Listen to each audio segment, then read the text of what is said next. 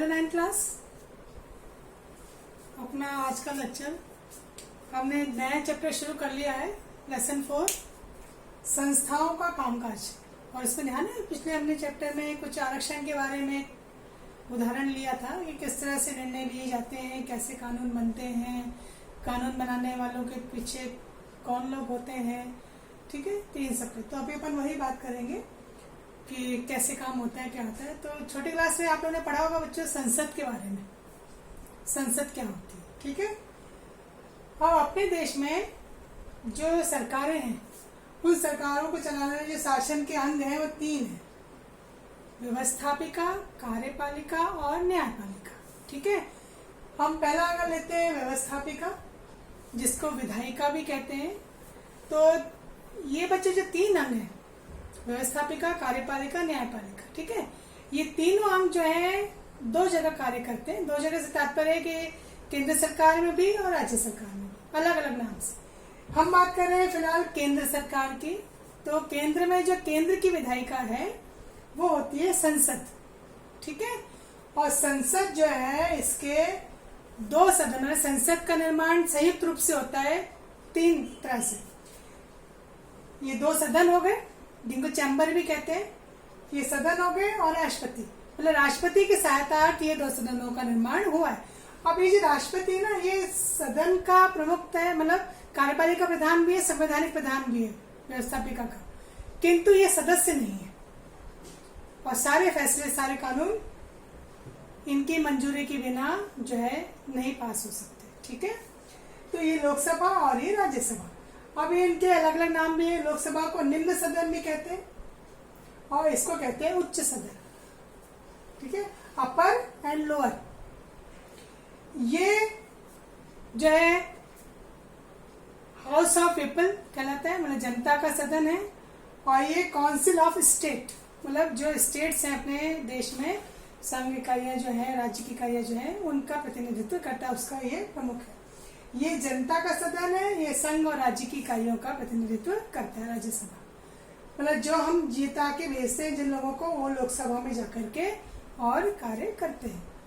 तो ये जनता का प्रतिनिधि सदन हो गया, जिसको जनता ने अपना प्रतिनिधि बना के भेजा है। हमने चुनाव में देखा होगा, वो सब जीते हुए लोग जाकर के यहाँ पर लोकसभा में जो है वहां पर कार्य करते हैं। अब यहाँ पे ये दोनों ही कार्य कर रहे हैं, संयुक्त रूप से मिलकर के कर रहे हैं, विधि निर्माण कर रहे हैं। ठीक है, वित्त पे नियंत्रण भी है, कार्यपालिका पे भी नियंत्रण रखते हैं ये। ठीक है, संशोधन का कार्य भी हो रहा है, कोई कानून बन रहा है इसमें संशोधन का। ये दोनों सदन, कोई भी कार्य दोनों सदन के बिना नहीं होता। ठीक है, क्योंकि एक सदन में कोई भी मामला आता है तो वहां पे विचार विमर्श होता है, फिर वहां से अगर ये पास हो जाता है तो बिना दूसरे सदन की सहमति के उसको आगे नहीं बढ़ाया जाता। और जब दोनों सदन की सहमति हो जाती है तो फिर कहा जाता है राष्ट्रपति के पास सिग्नेचर के लिए, और फिर वो कानून के रूप में हमारे सामने आता है। तो कौन कौन से काम है ये लोग जो करते हैं, संसद कार्य करती है। जो पहला कार्य आता है बच्चे इसका विधि निर्माण, विधि में कानून। ठीक है, अब कानून में बहुत सारी चीजें होती है, केवल नहीं कि कानून बस बनाए जा रहे हैं, कानून तो बन ही रहे हैं, विधि निर्माण तो ही रहा कानून बनाना। इसके अलावा जो कानून बने हुए हैं उनमें अगर कुछ चेंजेस लाने हैं, संशोधन करना है, मतलब कोई चीज को हटाना है या कुछ अंश को हटाना है या कोई नई चीज को जोड़ना है। ठीक है, तो ये होता है संशोधन, बने बनाए कानून में कोई बदलाव करना है। ठीक है, या कोई कानून पुराना चला रहा है उसको समाप्ति करना है, तो समाप्त करके फिर नया कानून जो है उसकी जगह लागू करना है। तो ये सारे कार्य कौन करती है, ये संसद करती है। तो पहला कार्य क्या हो गया इसका, विधि निर्माण करना। फिर ये जो दोनों है ये सरकार पे नियंत्रण भी रखते हैं, कार्यपालिका पे नियंत्रण, क्योंकि यहाँ पे जो कार्य कर रहे हैं वो कौन कर रहे हैं, कार्यपालिका कर रही है। तो कार्यपालिका पे नियंत्रण कैसे किया जाता है, तो ये लोग संसद पे बैठते हैं ना, तो संसद का विश्वास जब तक है, मतलब मंत्रिपरिषद जो होती है 5 वर्ष के लिए। ठीक है, पर जरूरी नहीं कि 5 वर्ष तक कार्य करेगी। अगर लोकसभा के आधे सदस्य मिलकर के कहते हैं कि नहीं हमें इस मंत्रिपरिषद पे विश्वास नहीं है, ये विश्वास के योग्य नहीं है, तो मंत्रिपरिषद क्या हो जाती है, भंग हो जाती है। तो ये मंत्रिपरिषद जो कार्य कर रही है ये किसके विश्वास तक सीमित होती है, कब तक बनी रहती है, जब तक कि संसद का उसके ऊपर विश्वास है। और विश्वास नहीं है तो 5 साल तक जो आपको पता है एक सरकार आती है 5-5 साल कार्य करती है। विश्वास नहीं है तो पहले भी ये सरकार गिर सकती है, भंग हो सकती है और फिर नए सिरे से उसमें कार्य होगा। तो संसद के विश्वास से ये सरकारें कर। वित्त देश का जो वित्तीय कार्य है, आपने देखा होगा बजट। बजट क्या होता है बच्चों? जो पूरे देश का आय व्यय का लेखा जो होता है, मतलब जो इनकम हो रही है देश को, जो खर्च हो रहा है, उसका पूरा ब्यौरा आपने देखा होगा बजट पेश होता है, तो जनता के सामने रखा जाता है। मार्च अप्रैल में आपने देखा होगा लोगों की निगाहें होती है भाई इस बार बजट में क्या है, महंगाई बढ़ी घटी, किस क्षेत्र में बढ़ी, कहाँ घटी, कहाँ रियायत मिली, कहाँ छूट मिली है, ये सब। तो वित्त पर नियंत्रण, तो संसद की मंजूरी जो होती है, तो संसद में लोकसभा में वित्त मंत्री बजट पेश करते हैं, ठीक है। और उनके मंजूरी से ही जो भी पैसा ऐसा होता है, जब तक संसद मंजूरी नहीं देगी तब तक वो पैसा खर्च नहीं किया जा सकता है। तो ये सार्वजनिक व्यय जो होता है किसकी मंजूरी से? संसद। फिर राष्ट्रीय नीतियां जो बनाई जाती है, कानून बन रहे हैं, उनकी सूचनाएं जो मंगवा सकती है संसद, उस पर चर्चा कर सकती है, बहस भी होती होगी। आपने देखा होगा कि आजकल तो टीवी में आप देखते हो, सदन की कार्यवाही भी दिखाते हैं किस तरह से कई एक दूसरे के जो है आरोप प्रत्यारोप चलते हैं, या एक दूसरे की बात को काटा जाता है। सरकार, सत्ता पक्ष अपनी बात रखती है, विपक्ष उसकी बात काटती है, उसकी आलोचना करती है, उससे कई बातों में सूचना मांग सकती है कि क्या क्या किया सकता है। ऐसे बहुत सारे जो है वहाँ पे कार्य चलते रहते हैं, तो इनके लिए वो सूचनाएं मांग भी सकती है। इसके अलावा ये दोनों मिलकर के, जैसे राष्ट्रपति है, उपराष्ट्रपति है, न्यायाधीश होते हैं, इनको पद से हटाने के लिए, जैसे राष्ट्रपति इनको हटाने के लिए, न्यायाधीश को हटाने के लिए महाभियोग की कार्यवाही भी दोनों मिलकर के और यहाँ पर करते हैं। और संकट काल अगर है देश में, आपको पता है राष्ट्रपति के पास संकटकालीन शक्तियां होती हैं कि देश में कोई आपात स्थिति आ जाती है, कोई युद्ध हो जाए, कोई आक्रमण हो जाए, कोई देश की भीतर स्थिति खराब हो जाए, ठीक है, या राज्यों में संकट कोई उत्पन्न हो जाए, संवैधानिक संकट, या देश के ऊपर वित्त का कोई संकट खड़ा हो जाए, दिवालियेपन की स्थिति, कोई भी ऐसी बात हो जाती है, तो संकट काल में राष्ट्रपति जो है घोषणा तो कर सकता है, पर ये किसकी अनुमति से? संसद की अनुमति से समाप्ति की घोषणा और ये जो है संसद करती है।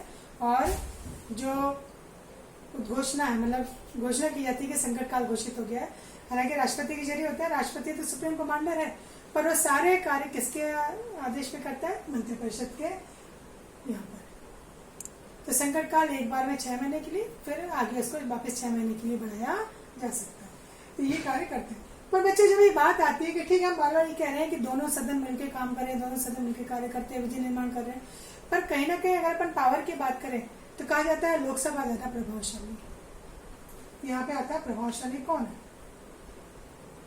तो वैसे तो दोनों मिलजुल के कार्य करती है, तो कई बार मान लो किसी बात को लेकर के विवाद हो जाए, कोई कानून बन रहा है, कई बार एक पक्ष है, एक पक्ष नहीं है, इसके पक्ष में कोई कारण हो सकता है, तो ऐसे में क्या किया जाता है? दोनों का संयुक्त अधिवेशन बुलाया जाता है, दोनों के सदस्य जो है आकर के वहां पर बैठते हैं।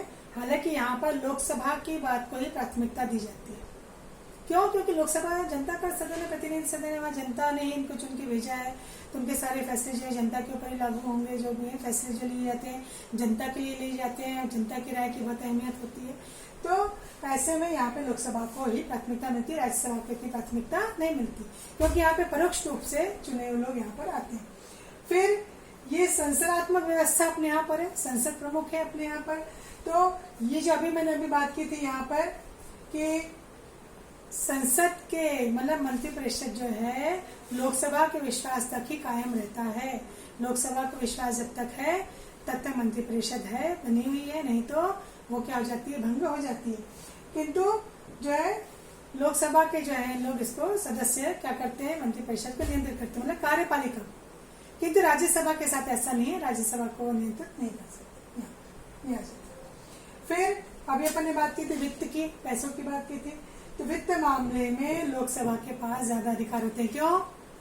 क्योंकि 2 तरह के कानून की बात आती है, 2 तरह के विधेयक होते हैं। मतलब बच्चे जो कानून होता है ना, कानून पहले क्या कहलाता है? विधेयक,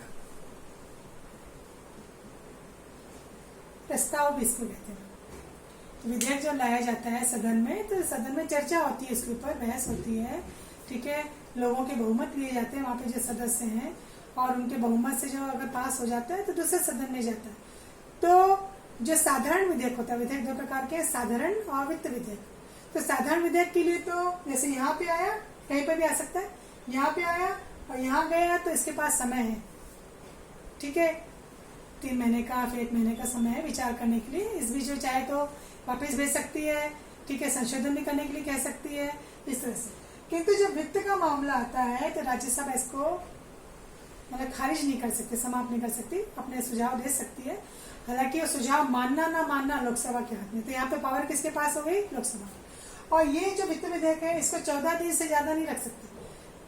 और को मैंने बताया ना, साधारण विधेयक को रखने के लिए इसके पास समय विचार करने के लिए, किंतु वित्त विधेयक के लिए 14 दिन का समय दिया जाता है। इसको वापस अपना जवाब देना पड़ता है किसको? लोकसभा।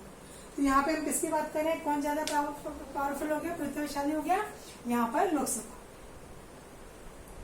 तो लोकसभा और राज्यसभा जो है दोनों मिलकर के कार्य करते हैं। कहीं कहीं राज्यसभा के पास कुछ पावर है, कुछ मामलों में वो उस मामले में आ जाते हैं कि अगर ये जो कानून बनते हैं जिस विषयों पर, तो अगर कोई विषय एक ऐसा आ जाए, ठीक है, जिसको लगता है कि भाई ये तो केंद्र के पास होना चाहिए, तो वो पावर किसके पास आ जाती है? राज्यसभा के पास आ जाती है कि वो इसको कहाँ भेज दे, बिना पूछे लोकसभा से लोकसभा को बता सकती है। या ये जो अपने देश की लोक सेवा आयोग की जो परीक्षाएं होती हैं, सेवाएं होती हैं, उनसे संबंधित मामलों में भी ये स्वयं निर्णय ले सकती है। तो यहाँ पर अपन ने देखा संसद जो बनी, संसद, राष्ट्रपति, दो सदन को मिलाकर के संयुक्त रूप से इसका नाम है। ये क्या है? अपने देश की विधायिका या व्यवस्थापिका। तो यहाँ पे बच्चे संसद पे आकर के राष्ट्रपति भी जो है संवैधानिक प्रधान भी है और कार्यपालिका का प्रधान भी है। तो अभी अपन संवैधानिक प्रधान के रूप में इसको देख ही रहे थे। तो यहाँ पे अपनी बात हो गई व्यवस्थापिका की, शासन का एकम। अब अपन यहाँ देख रहे हैं कार्यपालिका, मतलब जिन लोगों को बच्चों अपन ने जिता करके भेजा है वो क्या बनते हैं? वहां जाकर के मंत्री बन जाते हैं। और मंत्री बन के क्या करते हैं? वो देश हित के लिए कार्य करते हैं, जनता के हित के लिए कार्य करते हैं। तो यहाँ पे हम बात करें कार्यपालिका, मतलब कार्य हो रहा है। तो ये कार्यपालिका जो है, इसमें सरकार जो है विभिन्न स्तरों पे फैसले लेती है। तो ये फैसले अपन कहते हैं सरकार फैसले लेती है, ठीक है, सरकार नीतियां बनाती है। पर सरकार जो नीतियां बना रही है, उस नीतियों को पूरा रूप कौन दे रहा है, कौन कर रहा है ये कार्य? तो इसी बात पे अपन चर्चा करेंगे। तो ये बच्चे जो कार्यपालिका है दो प्रकार की है। देखो मैंने आपको दो यहाँ दिए ना, कार्यपालिका दो प्रकार की, एक राजनीतिक है और एक यहाँ पर जो है प्रशासनिक, जो स्थायी होती है यहाँ पर वो है। तो राजनीतिक कार्यपालिका और स्थायी कार्यपालिका, प्रशासन। राजनीतिक कार्यपालिका स्थायी क्यों नहीं कहा अपन ने? क्योंकि ये जनता द्वारा चुने गए लोग हैं। तो आपको पता है कितने वर्ष की सरकार बनती है? 5-5 साल की।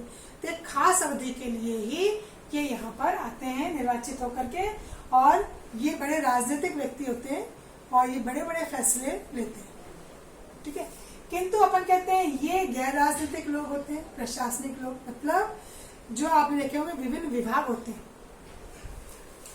आपके भी परिवार में आपने देखा होगा कई सरकारी नौकरी में होंगे, कई ऊंचे पद पे होंगे, सरकारी विभागों में होंगे, तो ये वहां पर कार्य कर रहे हैं। तो ये इनका वहां पर पद है, वो उस पद पे बैठ के कार्य कर रहे हैं। उनका इस बात से कोई लेने देने नहीं है कि किसकी सरकार बन रही है, किसकी सरकार आ रही है, किसकी सरकार जा रही है। उनका तो वहां पद है, वो तो उसके ऑफिस में काम कर रहे हैं, तो उनको तो काम करना ही है। तो वो उस सरकार के लिए काम कर रहे हैं जो वहां पर आ रही है, जैसे आदेश देती है उसके हिसाब से वो कार्य करते हैं। तो ये गैर राजनीतिक लोग हैं, किंतु प्रशासनिक कार्य इनके द्वारा किया जा रहा है। ये लंबी अवधि की नौकरी होती है, सरकारी नौकरी, तो जब तक रिटायरमेंट नहीं होता तब तो वो कार्य करते रहते हैं। तो ये लंबी अवधि के लिए होते हैं, जिनको अपन कहते हैं सिविल सर्वेंट, सरकारी नौकरी। अपन कहते हैं सरकारी नौकर है भाई, हम तो नौकरशाह कहलाते हैं, ठीक है। और सत्ता चाहे बदले, ठीक है, वो उस पे अपने पद पर ही कायम रहते हैं और प्रशासन में कार्य में अपना योगदान देते हैं। मतलब जैसे किसी मंत्री ने कोई घोषणा कर दी कि भाई अब ये होगा, ये कानून बनाया जाएगा, ये तो उस पे पीछे कार्य करने वाले लोग कौन होते हैं? ये गैर राजनीतिक लोग, मतलब ये जो विभिन्न विभागों से संबंधित कार्य करते हैं। अब यहाँ पे बच्चे बात आती है कि ये जो है ये ज्यादा प्रभावशाली क्यों होते हैं इनके से, क्योंकि कार्य तो बल्कि ये कर रहे हैं पूरा, पर ये ज्यादा प्रभावशाली कौन होते हैं? मतलब ये जो मंत्री लोग होते हैं ये प्रभावशाली ज्यादा क्यों होते हैं, ठीक है, इनके पास ज्यादा अधिकार क्यों होते हैं? जबकि कार्य तो सारा जो है अधिकतर इनके पीछे कौन करके दे रहा है? ये सरकारी नौकरी में जो है नौकरशाह ही कर रहे हैं। तो यहाँ पे कुछ बात आती है बच्चों, इसको ध्यान से पर सुनेंगे कि ये जो नौकरी में ये लोग जो होते हैं गैर राजनीतिक लोग, ये बहुत शिक्षित व्यक्ति होते हैं। आपने देखा होगा सरकारी नौकरी ऐसे थोड़ी मिल जाती है, एग्जाम भी देते हैं, ठीक प्रमोशन होता है, अनुभव होता है, उसके आधार पर उनको जो है आगे पोस्ट मिलती है। और ये अपने विषय के जानकार होते हैं, इनको बहुत जानकारी होती है अपने विषय से संबंधित, मतलब अपने विषय के ज्ञाता होते हैं। जिस भी अपने इसमें हो, ये विभाग में हो, उस विभाग की इनको पूरी जानकारी होती है। ठीक है। और जबकि अपन अगर के मंत्री जो होते हैं, हो सकता है उनको उस विभाग का मंत्री बनाया गया, उस विभाग की उनको उतनी जानकारी ना हो जितनी इन लोगों को है, क्योंकि ये तो सालों से काम कर रहे हैं। मंत्री तो अभी आए, तो हो सकता है उनको तकनीकी मामलों में कोई जानकारी उससे संबंधित की ना हो। ठीक है। पर इनके पास अधिकार ज्यादा होते हैं। क्यों? क्योंकि ये जनता के द्वारा चुने गए, जनता का इनके ऊपर विश्वास है, जनता ने इनको चुन के भेजा है कि जनता के लिए कार्य करें, उनकी इच्छा को लागू कर रहे हैं। इसके लिए बड़े बड़े फैसले लेने का अधिकार क्या होता है, इनके पास में ज्यादा होता है। और ये जो भी फैसले लेते हैं, निर्णय लेते हैं, उसके लिए जिम्मेदार भी यही होते हैं। इनके ऊपर बहुत बड़ी जिम्मेदारी होती है मंत्री के ऊपर, जो भी निर्णय ये लेते हैं। तो ये मंत्री जो लोग होते हैं, ये सारे नीतिगत निर्णय लेते हैं, पर इनको जो है सलाह देने वाले विशेषज्ञ लोग होते हैं। ये सलाह लेते भी हैं, इनको मामले की जानकारियां नहीं होती है। तो इस जैसे रक्षा विभाग हो गया, तकनीकी विभाग हो गया, ठीक है, खदान वाला हो गया, ठीक है, या कोई विज्ञान से संबंधित विभाग, बहुत सारे विभाग होते हैं। तो हो सकता है उनसे संबंधित पूरी जानकारी ना हो, तो ये उस विभाग से संबंधित जो विशेषज्ञ होते हैं उनसे जानकारी लेते हैं, और ये विशेषज्ञ उनको एक साथ कई सारे विकल्प देते हैं कि ऐसा हो सकता है, ऐसा नहीं तो ऐसा कर सकते हैं, ऐसा नहीं तो ऐसा कर सकते हैं। तो अब चूंकि मंत्री जो होते हैं उनको जनता के लिए फैसले लेने, जनता की अहमियत समझते हैं, पूरे देश की जिम्मेदारी उनके ऊपर होती है, तो कोई ऐसा निर्णय नहीं लेंगे जो गलत हो। इसके लिए क्या करते हैं, विशेषज्ञों से सलाह लेते हैं, सलाह मशविरा करके, उनसे परामर्श ले करके, और एक से ज्यादा विकल्प में जिसको सबसे ज्यादा उचित मानते हैं कि हाँ ये सही है देश के लिए भी, जनता के लिए भी, तब उस हिसाब से पूरे मामले को सोच समझ करके, विशेषज्ञों की सलाह ले करके, और फिर वो फैसला लेते हैं।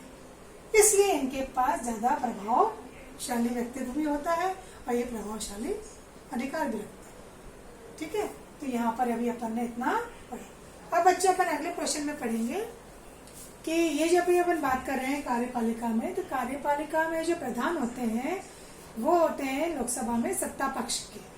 तो सत्ता पक्ष का जो नेता होता है वो होता है प्रधानमंत्री। तो अब हम अगले कार्यपालिका के जो बच्चे हुए पोर्शन में देखेंगे कार्यपालिका में, तो अपन ने केवल एक छोटा सा देखा रूप। अब वास्तविक कार्यपालिका में जो हेड आ रहे हैं वो आएंगे प्रधानमंत्री, उनकी पूरा जो मंत्रिमंडल है वो, और राष्ट्रपति, क्योंकि राष्ट्रपति को भी कार्यपालिका का प्रधान कहा गया। तो राष्ट्रपति की क्या अहमियत है और प्रधानमंत्री कौन होते हैं, इसमें से दोनों में से किसके पास सत्ता वास्तविक रूप से ज्यादा है, कौन नाममात्र का शासक है, इन सब की जानकारी अपन लें। तो आज अपन ने व्यवस्थापिका का देखा, संसद के बारे में, लोकसभा राज्यसभा, और यहाँ पे अपन ने दो कार्यपालिका के देखे, एक तो राजनीतिक कार्यपालिका और एक प्रशासनिक कार्यपालिका। मतलब एक राजनीतिक जो राजनीति में आ रहे हैं मंत्रीगण, और एक प्रशासन में बैठ करके जो लोग कार्य कर रहे हैं, उनके बीच का अंतर देखा। ठीक है बच्चों, चलो आप देख लो इसको एक बार, फिर अपन बात करते हैं अगले लेक्चर में।